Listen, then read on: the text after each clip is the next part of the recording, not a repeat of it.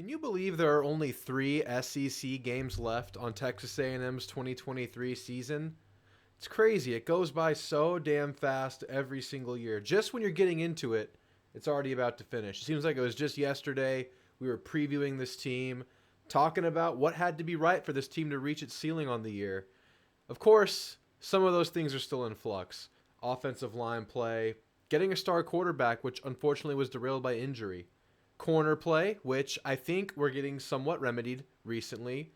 But it's just crazy because these stories are all unfolding before our eyes. We're still waiting for the big picture to develop, but before you know it, the team just is what it is, and that's kind of where we are now. So let's talk about the state of the team right now. Let's talk about this recent win versus South Carolina. It feels really good to get back into the win department, don't you guys think? I mean, it wasn't like that strong stamp that makes you feel great about the team going forward, but the team badly needed a win. It was a game they could not lose. There was no way this program could move forward in any capacity if you lose this game. This would have been a devastating loss. You avoid that. You take the layup. You win the game you're supposed to. So let's talk about the state of the program right now. But first, if you guys could like and subscribe, I would appreciate it greatly. We're getting close to 1,000 subscribers. I'm going to do something special once we get to 1,000. Not sure yet. Maybe give me some ideas in the comments. But let's get into it. Give you a lay of the Aggie land. Let's talk Aggie football. So before I get into the game and talking about what we saw, some adjustments that we need to make going forward to close this year out strong, I want to talk about how significant this moment in time is for Aggie football. Like I said at the beginning of the video, 3 SEC football games left. I know, it's crazy. We're already here. But I would argue that this is the biggest 3-game stretch in recent history because you have a coach who, for all intents and purposes, has been on the hot seat going on 2 years now. Programs in flux. I mean, if things go a certain way, there's a chance you see a new man at the helm next year. I'm not saying it's a great chance. I'm not going to give you like a 20% chance this happens, whatever. But I would argue that if you lose 2 or more of these games, it's on the table for next year. Nothing's happening midseason. But let's say you lose to Ole Miss and LSU. You lose your bowl game. I'm not confident Jimbo's coming back. And I'm not talking about what I want. I'm not talking about what we want. I'm talking about what's actually on the table to possibly happen. I'm trying to predict what will happen here. So you lose 2 of these next 3. You lose your bowl. Something might happen. You lose all 3 of them. Even greater chance, obviously. But you go out there and you win 2. Probably not going to happen. You keep pushing forward with how you are. You go out and you win out, which is the scenario that I want, and I think a lot of you want. Obviously, you're sticking with Jimbo. You're sticking with the regime you have, because if you lose a coach, you're going to lose a lot of players. You're talking about a real reset. And I'm not saying it takes you back a certain amount of years, because the transfer portal alleviates that, but you're looking at a different regime of players if you lose your coach. So having said all of that, I just think it's a very significant time in Aggie football because we could be looking at major changes going forward if things go a certain way, for better or for worse. So as we know it right now, Aggie football could definitely change. And I just think that's pretty crazy because you have 3 massive games in front of you. And I think at this point, A&M should not be counted out of any of them. And of course, I'm going to talk about the Ole Miss game here in a couple days. We'll talk about a little bit of stuff going forward right now as we talk about the South Carolina game, what happened there, what the team needs to do. But I just think we need to buckle in, guys. This is going to be an emotional 3 games for us diehard fans. If y'all watch these games how I do, where you can't really stand still, you feel the need to pace back and forth, you feel, what's the word, anxiety? Is it anxiety? You feel something. You feel something in your stomach when things aren't going right, or you feel pure elation and joy when things are going your way. Felt both ways this game to segue into it. This game started slow as hell. I mean, the first quarter, the first quarter was the 5 drives of the first quarter. 4 punts, 1 South Carolina touchdown, and a bunch of really pissed off Aggies. You play South Carolina, they're in a down year. Last year was their up year. Shane Beamer, new energy in their program. You know they weren't what they were last year this year. But you always wonder if a coach like that, I think he's good for them. Say what you will about his antics in interviews and press conferences. But with a coach like that, you wonder if they have that one game under their belt. They were close versus Georgia. They've been close in pretty much every game they've played this year. They've been within 20 or so points. Doesn't matter what their opposition is. Doesn't matter how injured they are. They've been close. But when you play a team like that, where you think you should win, but you never know, and you start slow like that, they score the first touchdown, you lost your last 2 games, your coach, like I said, on the hot seat, doesn't feel good. And Twitter was melting down, X was melting down, I was melting down. That was a shitty first quarter. And maybe you blame the bye week, maybe you blame rust, slow start, rust, morning kickoff, whatever the excuses are. It was a slog at the beginning of the game. But you scored 3 touchdowns in the second quarter to immediately take that taste out of your mouth. So, tale of 2 quarters in the first half there. You can't start slow against better teams. You can't start slow like that against Ole Miss because they'll just bury you, especially on the road. They'll take that momentum and they'll just destroy you.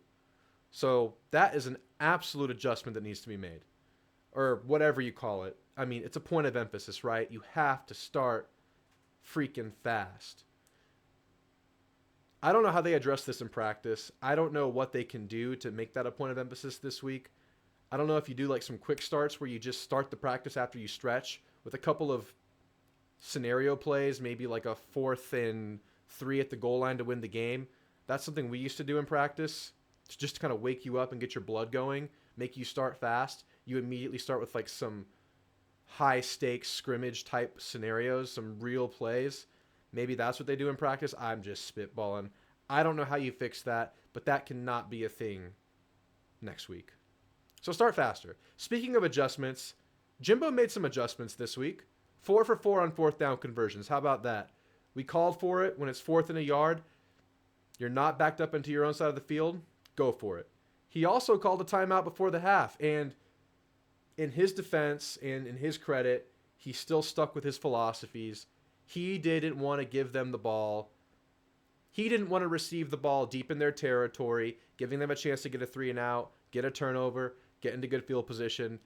He called the timeout because he knew after they punted, A&M would probably still have the ball around midfield. So in his defense, he stuck with his philosophies. He didn't fully lean our direction, us that wanted him to start doing this, get aggressive before the half. Nonetheless, he made that adjustment. So a couple of things that he did start doing that we can be happy about. And A&M was really good in those short yard scenarios. 4 for 4 on 4th down conversions. Those were all short yardage conversions.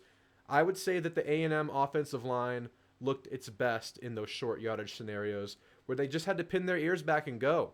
Didn't have to think too much. Didn't have to make reads. Didn't have to kind of read the play as it goes.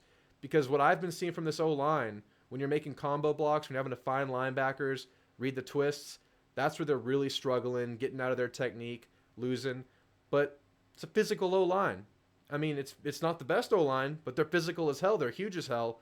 They better damn well be good in short yard scenarios, and they were. So we appreciate that. That's something that we can lean on now. We know we have that sneak up the belt. We know we have good play action in short yard scenarios. I've seen a lot of that this year. Think about Crownover's couple of touchdowns. Those were awesome plays. You feel good about the short yard scenario right now. It's in a good place. So that's a very welcomed adjustment. Second half was a reversion to A&M's errors or shortcomings in the earlier games this year. ULM, Arkansas, Auburn. You would argue that A&M played pretty good games in those 3 matchups. But one commonality between the 3 was the inability to score while in plus territory. You get to the side of the field, you get into the red zone, and you're settling for 3 instead of 7. I should have said inability to score touchdowns. They're scoring field goals, or at least having field goal attempts. Randy Bond missed one today. You got to get into the end zone. I mean, this win, much like the Auburn win, could have been in the 40s for A&M. But they weren't because they were settling for 3. Side note, Max Wright scored on that play. That was a touchdown. That was a picture that should have been framed and hanging in his great-great-grandchildren's living rooms for years to come. That should have been an epic touchdown for the guy that's changed his position, been through a ton of adversity in his career, stuck around for the long haul, and capitalized his super senior year with a toe drag touchdown in the end zone in an SEC game. I feel so bad for him because that was definitely a touchdown. I don't know how that gets called incomplete. That's just crazy to me. So in my mind, this is a 34-17 cover. It wasn't. Whatever. You got to score 7. You were in position to score twice on that drive because the next play, Noah had the ball in his hands in the end zone. He got licked. He got hit hard, and of course he dropped it. He was out for the rest of the game. He's clear to come back. He's good. Noah will be good for next game, which is huge. He's making these huge grabs every game. We need to see it more consistently, but he's had a couple every game. Got to keep going with that, but he's back, so that's good. But I don't know how they can start capitalizing because it's been an issue all year. And that kind of brings me to my overarching conclusions I'm coming to with this offense. And we'll talk about the defense in a second. I don't spend as much time on the defense because it's been really freaking good lately. We'll talk about it in a second. But my overarching statement is that this offense is just bound to be inconsistent this year. It's just not a solid offensive year for Texas A&M football. You lose your quarterback, who is strong in the areas that would make this offense that much better had he been here. And that is, this offensive line is imperfect. It just is. That's just how it is this year.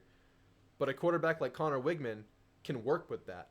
Quarterback like Max Johnson, really not suited to work like that. He needs time. He makes his reads. He's a slower reader. He has a slightly slower wind-up in his throw than Connor Wigman. So it's just not as advantageous of a situation to have him in there. I mean, this thing was built for Connor. Connor was the guy they all wanted. I mean, that obviously, that puts a cap on your potential anyway. But with a quarterback like Connor, it's not, the O-line isn't bad enough to stymie a quarterback like Connor, but it is to make Max a little bit out of his element. Max had a decent game. I liked how in the second half, a lot more quick routes. I saw curls. I saw slants. We saw a bunch of screens. We saw a lot of that stuff we were calling for after the Tennessee game. Didn't see it as much in the first half. A lot of more slow developing reads where Max has a tendency to get a little bit greedy, stay locked in on the deep balls, going for those home run plays. Like on that touchdown to Anias before the half, he almost didn't hit Anias in time because Anias was damn close to being out of bounds on that play.